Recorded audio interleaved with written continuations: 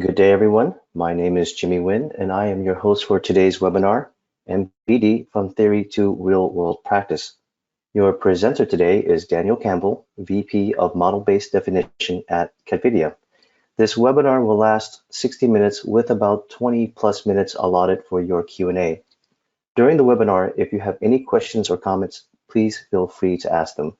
We will eventually answer all your questions in this webinar or with a follow-up email. There will also be some polls from time to time to get your valued opinions. Also, please excuse any background noise, aka crying babies and screaming children. We're currently following a citywide stay-at-home order due to coronavirus. So thank you for your patience and hope everyone is safe and sound. There's a lot of information to unpack, so I'll go ahead and turn this over to Daniel. Daniel, it's all yours.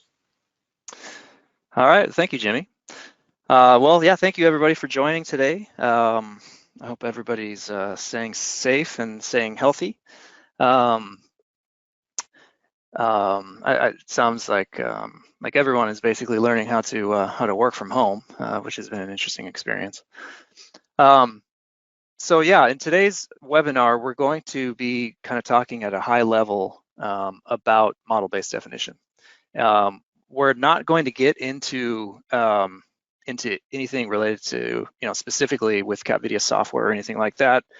What we're doing is we're kind of giving a sort of a higher level sort of vision statement on what MBD is about and how to take it from just buzzwords into real world practice. And actually this, I think probably because of the stay at home and the work at home situation for a lot of people, this webinar has actually been a pretty popular thing. We've gotten a lot of signups for it. And so I think what we're going to do is in about 2 to 3 weeks, we'll do another one where we will dive more into the applications and the specific solutions that Capvidia has. I just wanted to kind of let everybody know that this is going to be a little bit more high level. Let's get started. So a little bit about myself. I'm the Vice President of Model-Based Definition here at Capvidia. I've been in this area of MBD and machine consumable PMI for quite some time. And I stay pretty active with a lot of the standards bodies, including quite a bit of work with the QIF standard, the Quality Information Framework. About Capvidia, we are a company about CAD data translation and validation and propagation of CAD data down through manufacturing. There are kind of two pillars to the approach of our business. One is that we're very much a company about standards, standard data formats, because we believe that this is how interoperability happens, and this is how you can get cooperation between different business units, between different organizations, et cetera. And we also rely heavily on our strategic partnerships with the major CAD vendors, which is where obviously all the data is authored. So let's jump into the basic question here. So why model-based definition? Why is it important? Why is it more than just a buzzword that might be thrown around? So speaking of buzzwords, there are a lot of buzzwords that you might often hear, and it's pretty easy to look at them and just think, oh, I've heard these words for a long time, and I don't see any specific solution that that talks directly about these things. So these are just buzzwords. Model-based definition, model-based enterprise, Industry 4.0, digital enterprise, digital thread, et cetera, et cetera. And so, really fundamentally, what are these all about? These are all about the use of data to solve business problems. And so the key here is that it's about data. It's not really about what software tool you're using. So it's about having good quality data that can be used as a building block for this digital transformation, which is generally speaking what all of these are about. And I think that inherently we all understand that there is good data and bad data, or depending on what the application is, there there will be the proper data format and a data format which is not proper. And down here on the bottom, we have just a few file extensions that we're all probably familiar with, and each of them, when we look at them and think about them, they all sort of bring different connotations to our mind about what the applicability of that data is. So the question is what are some of the data formats and what are some of the data structures that we want to use to propagate data in our environment? So to take a step back here and think a little bit about what is some of the value of model-based definition. So I think it's good to think of it in two directions. So the first is the flow of data downstream from design down through manufacturing and measurement. And on that side, we think of basically, process, more rigorous process, and data and automation. And then there's another flow of value, which is from the measurement side back up to design. And we'll get into that a little bit. So first, thinking about the process and automation side, a couple important facets here to talk about. So first, process. And so what am I talking about here? Manufacturing is about, a foundational aspect of manufacturing is really about repeatability of process. The way that we know that we can manufacture any of the incredibly complex products that each of our companies manufacture is by implementing a process that we know is rigorous, it's repeatable, it's to the maximum extent possible. You want it to be algorithmic, so that's what we're looking for. And so every time you have a situation in your enterprise where you are relying on the expertise of a single individual, that means that you don't have a repeatable process. You don't have an algorithmic process for how you are running through your particular manufacturing process. And if that individual decides to take early retirement or go to the competition, it could put the entire enterprise at risk, obviously. The next level up, the next tier up is automation. Once you have a extremely well-defined and unambiguous process for how you are carrying out your manufacturing, a process which is basically at the level of being algorithmic, then it becomes possible to automate that process. And so, I think the benefits of the automation side of things are pretty obvious. Lots of time saved, first of all, but then secondly, it frees up the time of your engineers who might be doing menial transcription tasks to now spend their time doing something that's much more value added in terms of improving your product and so forth. So let's talk about the other direction. Data coming back especially from manufacturing and especially really from measurement. It's not uncommon to hear these days about people talking about how that data is the new oil, or data is the new gold. The value of data with companies like Google and Facebook and so forth that make their trade on data. These are the mega companies of today, and there are a study that we cite here, and by the way, everyone will get these slides. You'll be able to look at this later.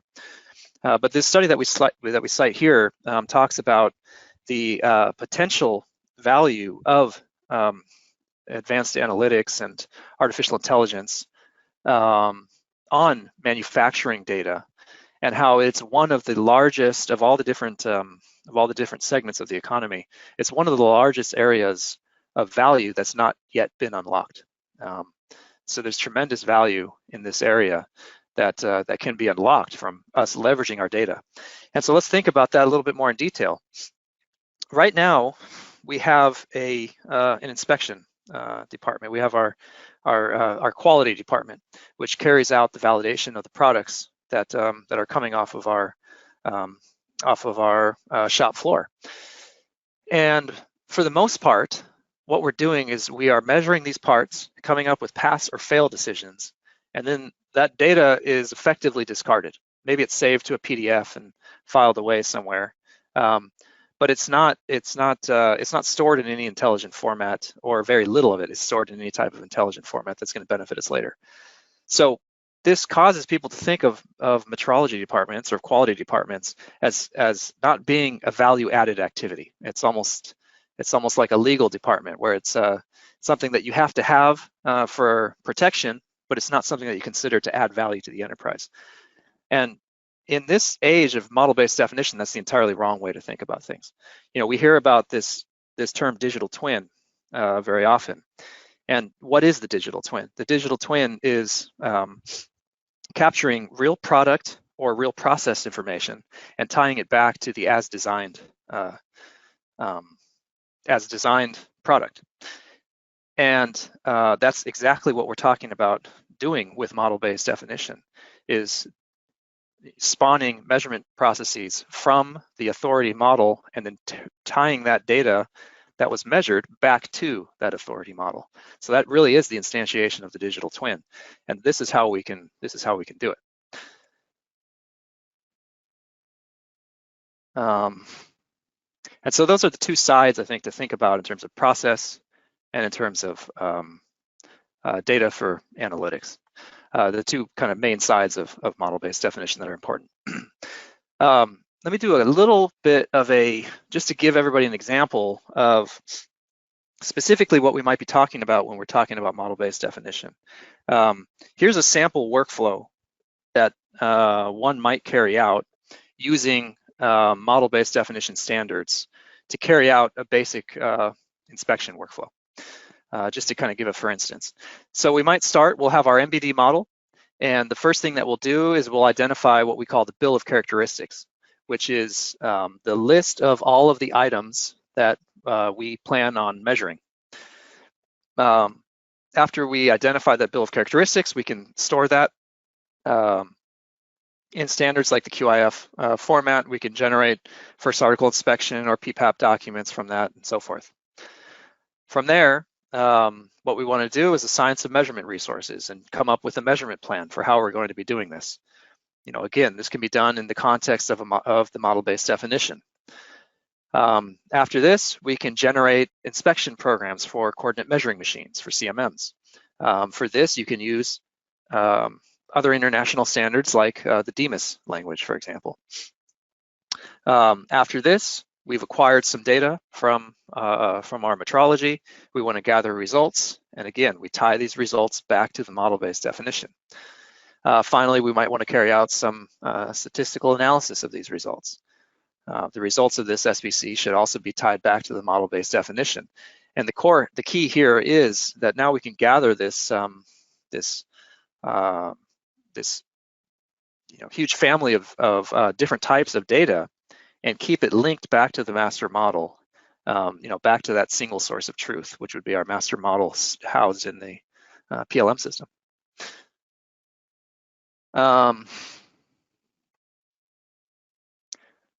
So what we're going to do now is we'll dive into a specific sort of use case here, MBD-based CMM. But I think before we do that, Jimmy has our first poll question that we want to get to.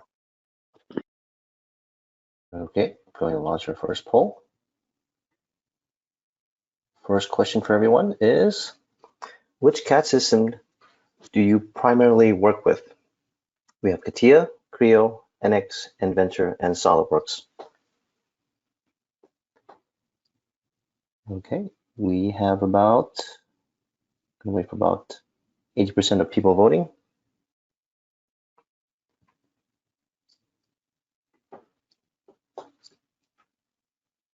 Okay, I'm going to close the polls now since we're reaching about 80% capacity. And let's see. All right, thank you, Jimmy. I think we'll show these poll results later in the webinar. So jumping into this next use case, let's talk a little bit about one of the very important use cases for model-based definition, and that is the use of MBD for for CMM applications, but really even more broadly, let's say metrology applications, because one of the big applications out there now is 3D scanning. So point cloud collection, let's say. So a little bit about what the current state is. I mean, I think a lot of the people here are metrologists, and so they're well aware of some of the pain involved in this process. But basically, this image that we have here on the right is more or less, what the typical state is right now. You have a drawing, which is, usually a 2D PDF. It might be printed to a piece of paper like this and placed next to the computer. And then you have the poor guy who has to go through that drawing and type in all of the GD&T into the software system. So, the problems here are pretty obvious. First of all, it takes a tremendous amount of time. And the person who's doing this is an extremely knowledgeable person, requires a lot of training to be able to do this. And to make that person do what boils down to basically a transcription task is not a good thing. It also leaves open the opportunity for transcription mistakes, hitting the wrong key. I guess another thing is that happens with GD&T is that you can give the same drawing to 5 different individuals and come up with 5 different interpretations of what it means, which is another undesirable thing. And then finally, the results of what this program will be, we've now lost, because of this manual transcription, we've now lost the link back to the model-based definition. So the results of this measurement are not going to be able to be mapped back so easily to that single source of truth.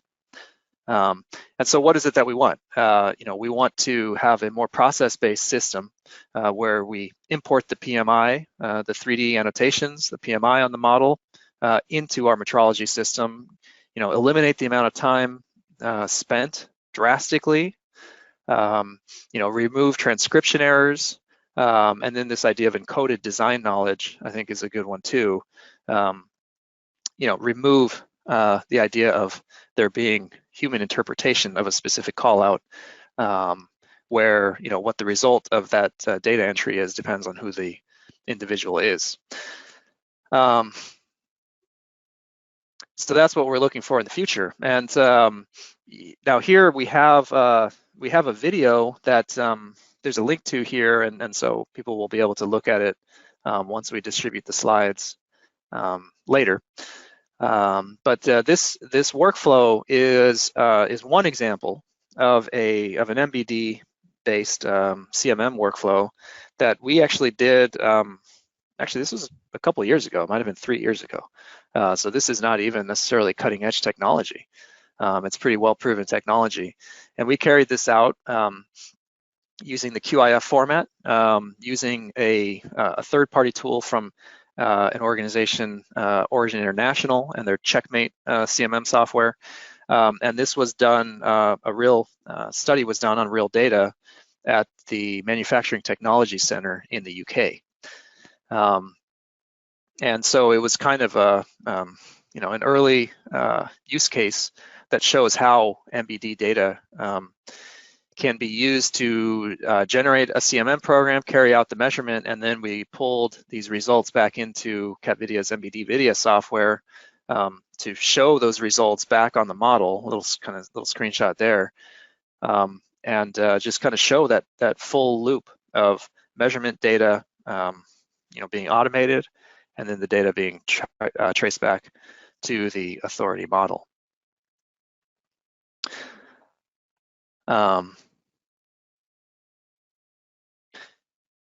So here's another pilot study, little pilot study and workflow that we did with Raytheon, and this is really the results of a presentation that we gave at the NIST MBE Summit. I think this was about, I think it was 2 years ago. Actually, it was some time ago, and it's basically a simplified version of the workflow that I just described. We started with a Creo model in this case. We exported the data to the Quality Information Framework format. we did some healing of the PMI, which is a pretty important step at this stage in technology. And that could be done with some of the technology that we have. We have some healing algorithms that could be applied to help make the PMI semantic. And then that data was propagated downstream, and we generated a part program from that. And the idea was this was done on a real production part that was an extremely complex part. And they knew that it had taken quite some time to generate that program manually. And so the amount of time that it took to generate it manually was estimated at about 16 hours. That's how much time was spent just entering all the GD&T and getting everything ready for this very complex drawing. What we did is we walked through this same workflow with this software and timed every bit of every step that we went into. And the total amount of time that it took us to be able to generate the completed program was 3 hours. And so overall, that was an 81% reduction in time. And we did a little bit of a sort of a rough ROI analysis to kind of understand what some of the savings would be just associated with the time spent. It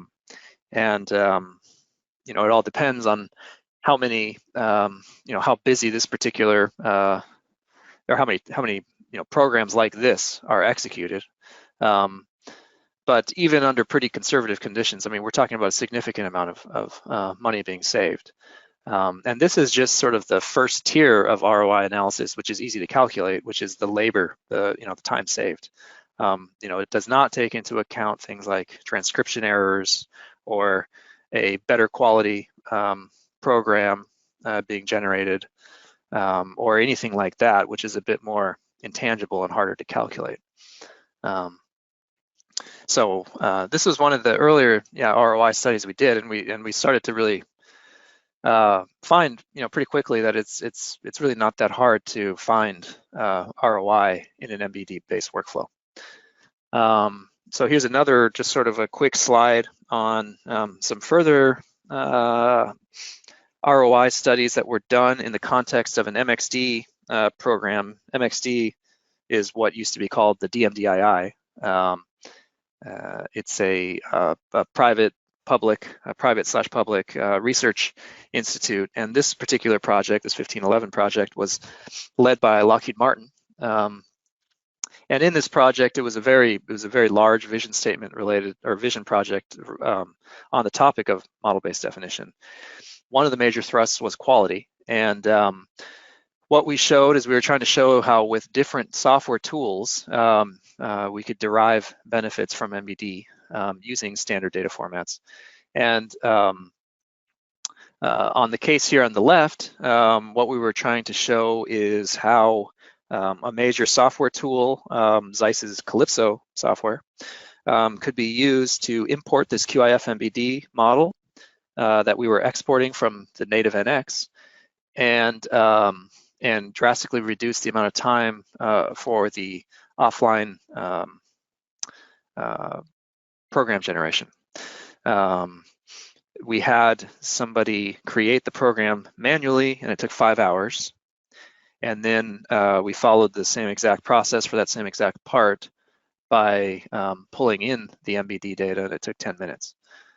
So, it essentially removed that particular block of time that was required. And then the other side of it is kind of starting to get to the next tier, or the next tier benefit of model-based definition. That's the idea of optimization. So we used one of Capvidia's software tools, Pundit, which is CMM measurement uncertainty simulation. And this tool can be driven from model-based definition data. And what we did is we used it to calculate the measurement uncertainties for automatically generated programs and help to optimize those programs. And by use of this technology, which becomes pretty easy with the availability of MBD data, it reduced our measurement uncertainty for the measurements that we were carrying out by a factor of 4. So some pretty good numbers that we were showing off of this particular MXT 1511 project.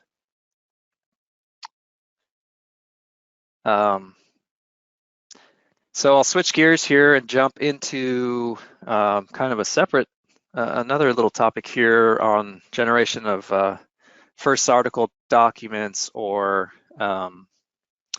PPAP documents using MBD. But first, I think we have our second poll question. Yes, sir, we do. And here it is. Launch the poll. So how far along are you in your MBD journey? And we're going to go ahead and wait for about 80% of the votes. Yeah, this is always an interesting question to me, so it'll be interesting to see what everyone's answer is.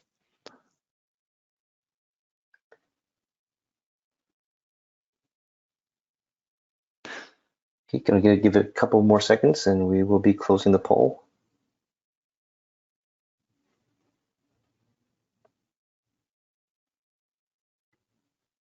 And we are done.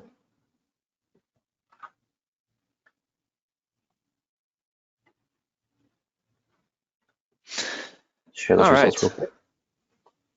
Oh yeah, there we go.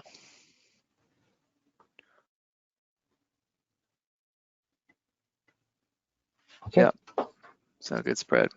Yeah, we can go over these results again at the end of the webinar. So into the topic of first article inspection and generation of first article inspection or PPAP reports or any type of measurement related report. They could be even FMEA documents and so forth. So this is, I think, one of the low-hanging fruits that we've seen with model-based definition. So there is what we're showing here is kind of a basic workflow that we have for generating first article inspection documents. So basically, we start off with our native model. This model that we're showing here is originally a Creo model. We export it to the QIF format, and so this larger image that we see here is our viewer, which is showing the QIF derivative model. So as you can see, it's a derivative model with semantic PMI, and this is what's used to drive a lot of downstream automation. What we'll do next is we will create the bill of characteristics, from the PMI, and this is where we do what's commonly called ballooning the part or bubbling the part. We add these IDs, these human readable IDs, to all the annotations in order to generate our control plan, generate our bill of characteristics. In the process of doing this, you see the human readable IDs, these balloon numbers, but there are also the underlying software IDs that are used from the software perspective to tie data back to the master model.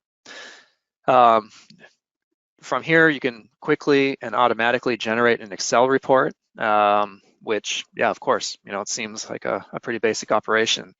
But for those of you who aren't familiar with a lot of your inspection processes, and especially often it's in supplier quality groups that a lot of this stuff gets generated, you might be surprised how much time is spent manually creating these things. It could be a huge way of saving time. And the other benefit here is that this data that could be gathered with Excel forms, which is the current way that many people are used to working, is with Excel. That data can be pulled back into the model-based definition and sort of brought back into the digital thread. Basically what it provides to people is a way of introducing an easy way for people to get into model-based definition, where people can continue to work with Excel, which is what they're used to, and that's their comfort zone. But we've kind of pulled Excel into the digital thread and connected it with the MBD in a bidirectional sense.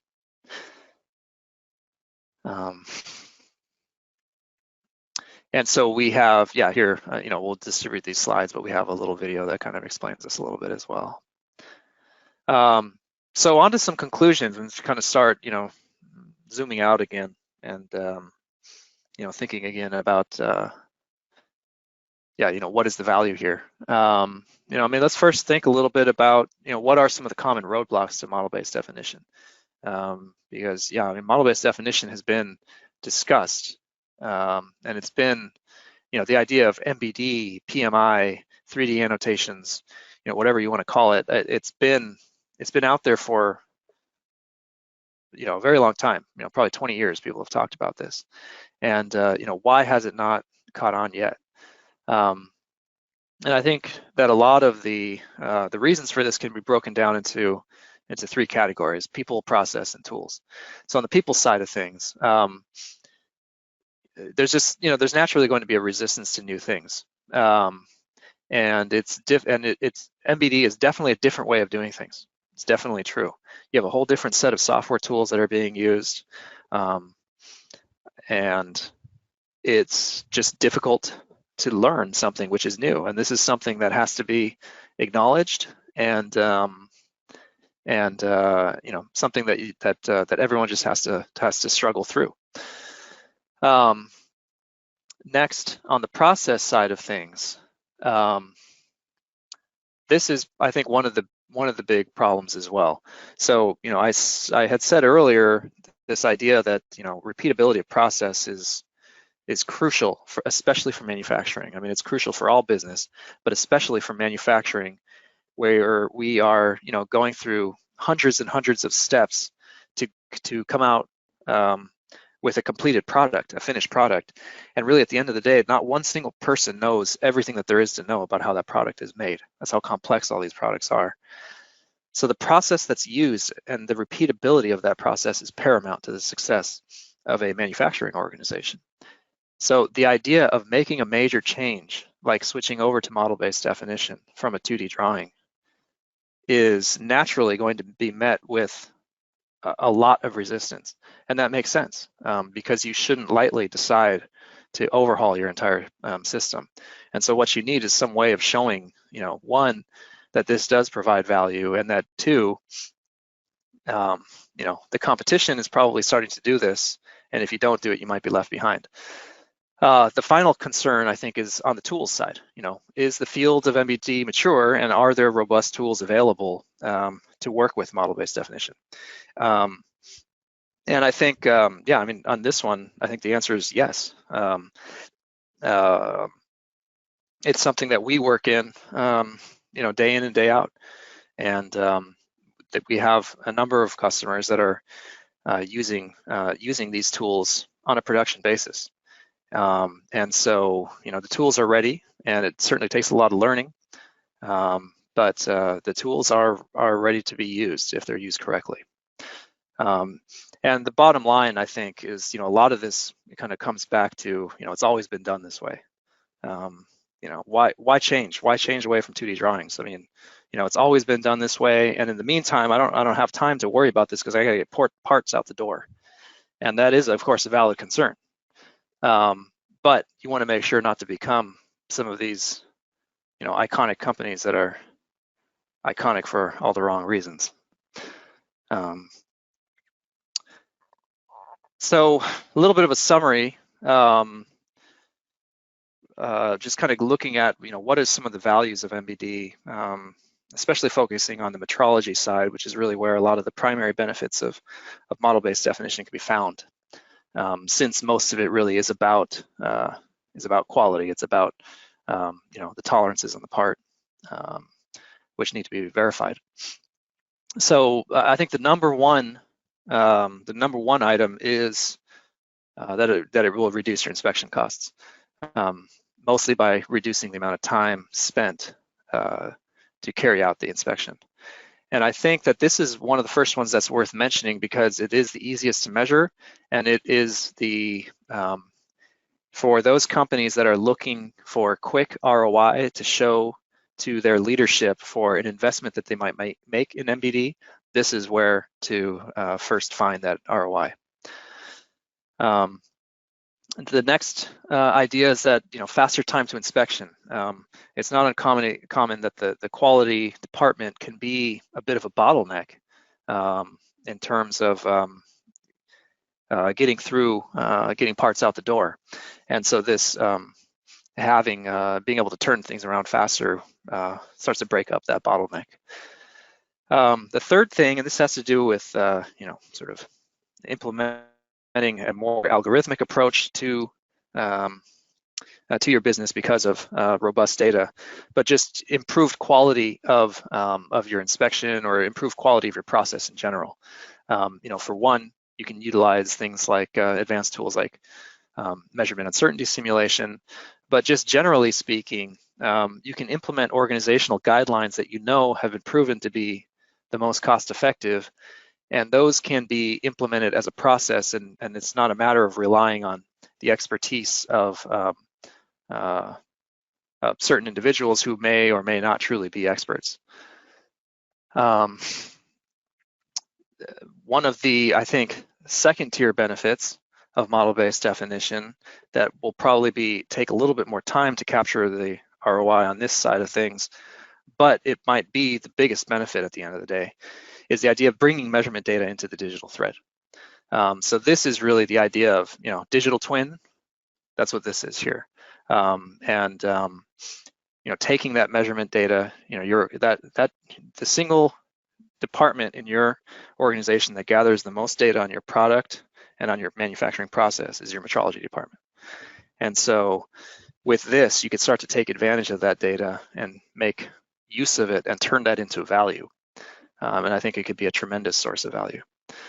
And finally, the idea of lowering the risk of transcription and interpretation errors in passing data like this down through manufacturing and measurement. So I think these are sort of the main, some of the main drivers of value. So yeah, I mean, getting into some of the final stuff, I mean, how do you start? This is something that we're asked a lot. And yeah, I mean, I would say, first of all, talk to us. I mean, we've been in this area for a long time, and we've been working through this with a lot of different companies and a lot of different sectors. And so we've built up quite a bit of good expertise in this area on walking people through the steps. And you start small with some pilots. You start to prove the value to management who might be dubious of this at first. And slowly you start to build your case for this until you can get to a larger and larger deployment, getting buy-in not only on the management side, but also on the side of those who are actually doing the work, which is the other thing. Just proving the value of model-based definition all around. And with that, that concludes the presentation that I wanted to give. So I think with that, we're going to get to some of our questions. Let's see, Jimmy, do you? Yes, well, before we get to that, let's launch one more poll. And which aspects of the MBD journey are you mostly interested in? We'll wait for a majority of the votes. And yeah, while we're doing this, we have some questions coming in on the questions panel. Also, some people had asked some questions when signing up as well. So I think what we're going to do is we'll try to get through as many questions as we can. And for whatever questions we can't get to, we'll try to give you a response over email or something like that, worst case. Okay. Also, like I said, keep in mind that we'll be doing another, we're planning on doing another webinar like this in probably 2 or 3 weeks that'll dive a little bit more into the applications. So that could give you some more opportunity to ask further questions later as well. Okay, going to close the poll right now. Share the results. Yeah, maybe Jimmy, maybe we could start off at the top poll and go through some of those, throw out some of those results. So the first poll was about the CAD system. So a lot of Creo users here today. Yeah, it's interesting. I mean, I could say that we do a lot of work with all these CAD systems, and so whatever. And actually, there are a number of companies that have a mix of multiple CAD systems because of mergers and acquisitions and things like that. So bottom line, I wouldn't let your CAD system make you think that your CAD system may make you more or less suited towards MBD. All of these ideas are CAD agnostic ideas that shouldn't depend on don't really depend on what your CAD system is. The next question was, yeah, how far along are you? And yeah, this is a interesting spread. I mean, yeah, have not started, about a quarter on each. Haven't started, a few sample parts, have piloted a few real parts, and then fully embracing MBD. I mean, I could tell you that from our experience, this poll, I think 3 years ago, would have been much heavier on the front end of have not started.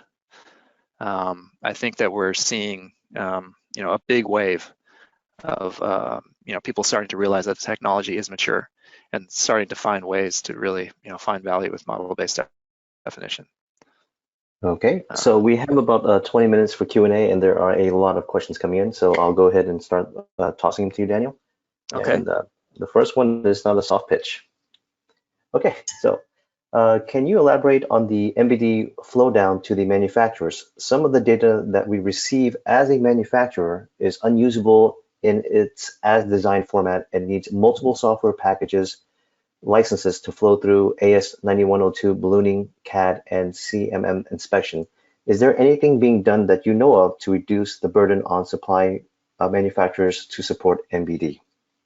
Yeah, no, it's a good question. And this is, I saw this question, somebody had submitted this question with the on the webinar form. It comes from a supplier to aerospace, so an advanced manufacturer which supplies an aerospace and defense customers. And it's a very, very good question. It's a very common question that I think a lot of the OEMs should be cognizant of and really try to think hard about how they can team up with concrete pilot projects with their suppliers to help to try to solve this problem. A lot of these suppliers are very advanced and they want to use the latest technology, but they're not given the proper data.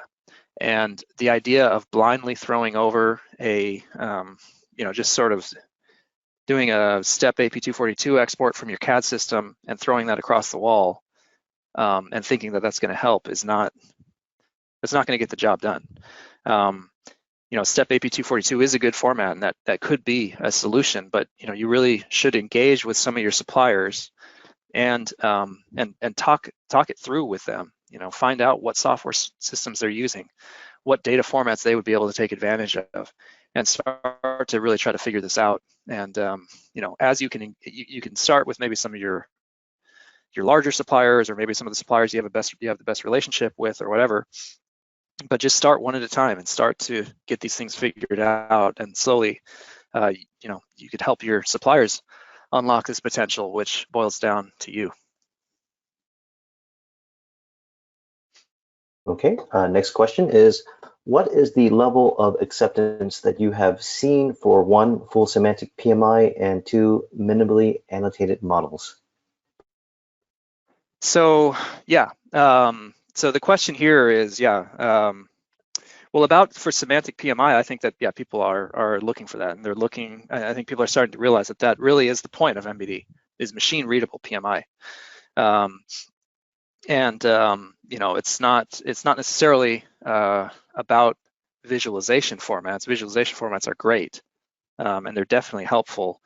But really the point of embedding your data in 3D annotations is to be able to have other machines read that data.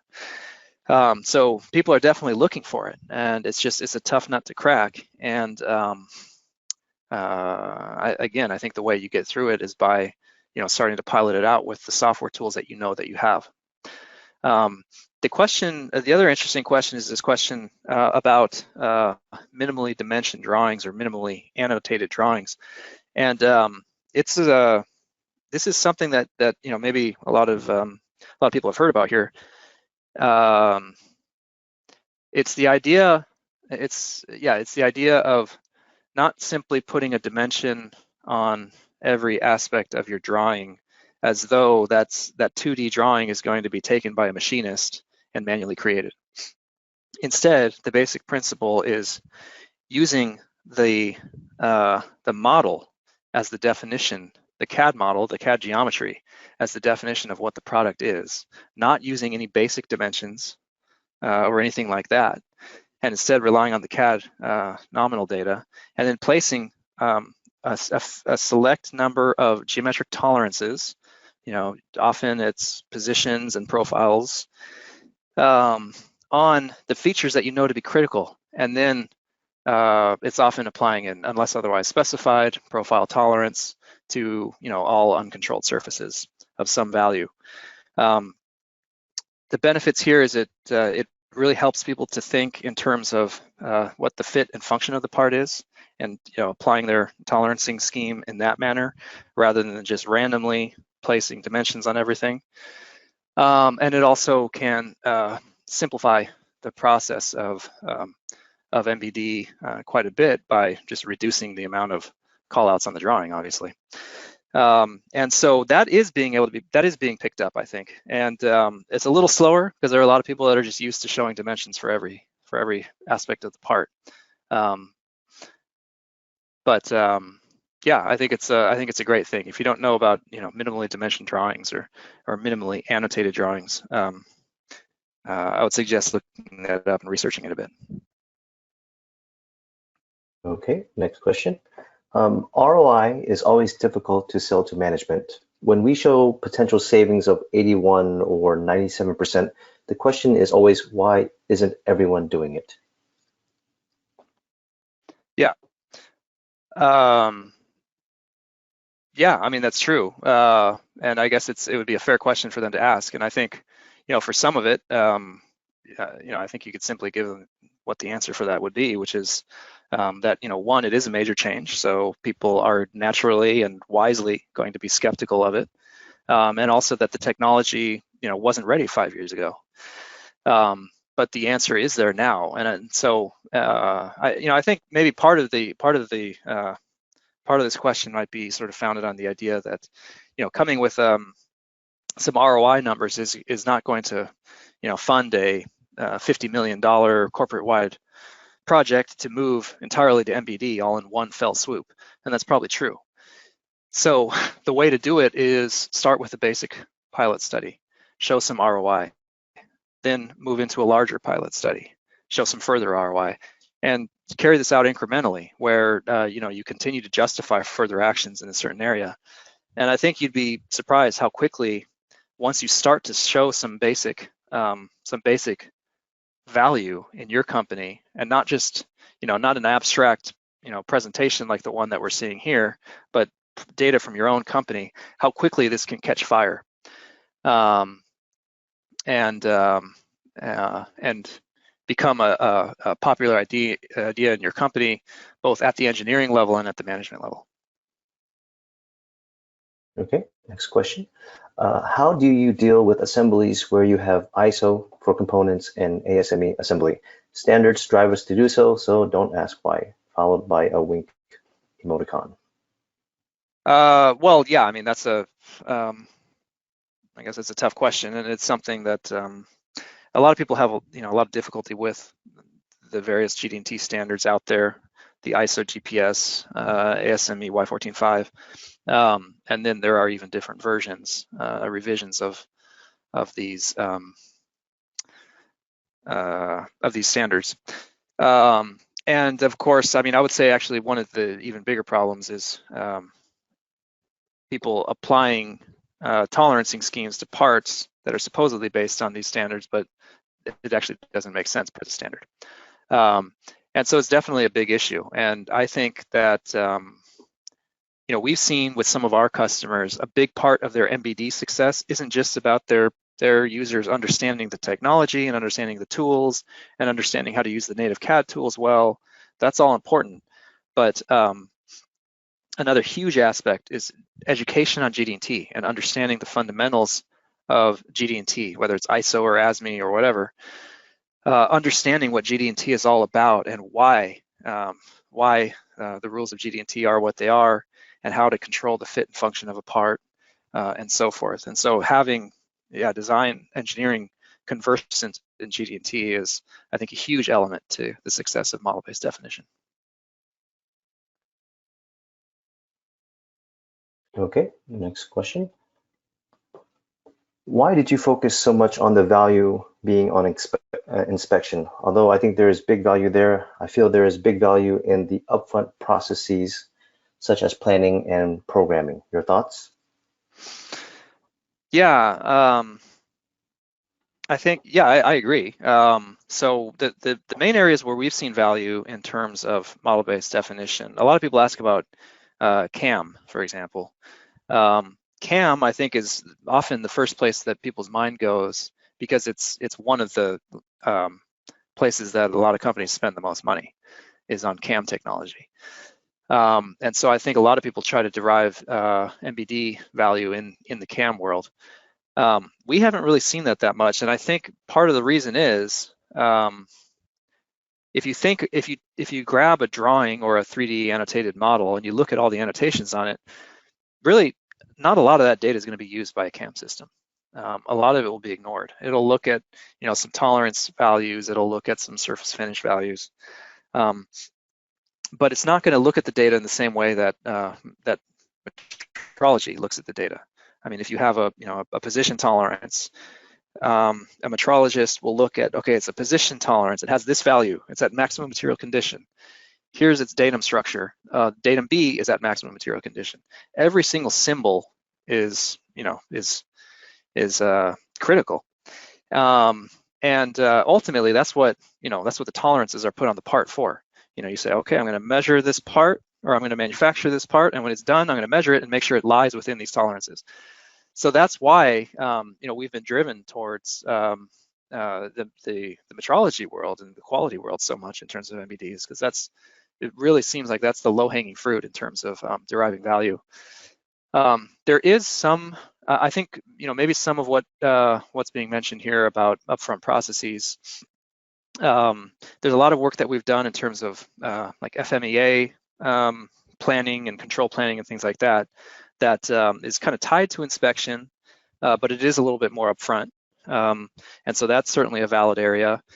The other area up front that is definitely ripe for the picking as well is tolerance analysis, especially tolerance stack-up analysis and so forth. Because if you can imagine it, if you're gathering real measurement data and you have real production distributions from your shop floor, you can up front, before you even manufacture anything, you could start to do virtual assemblies of your product and seeing how the tolerances that you're placing on things and your manufacturing process, how those things stack up to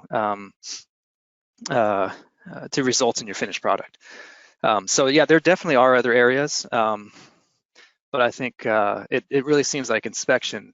Well, I won't say inspection because that makes it seem narrow, but just in general, the idea of quality and quality workflows are kind of the lowest hanging fruit, and that's where we've been driven by our users to focus on.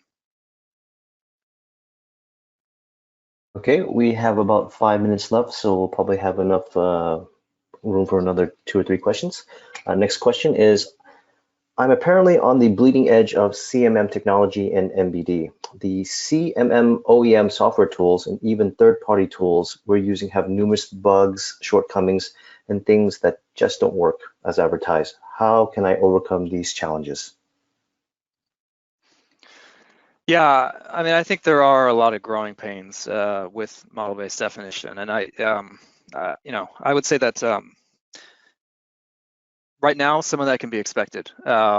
Basically, fundamentally, what's happening is we're merging the two domains which have historically been totally separated, the world of metrology and the world of design.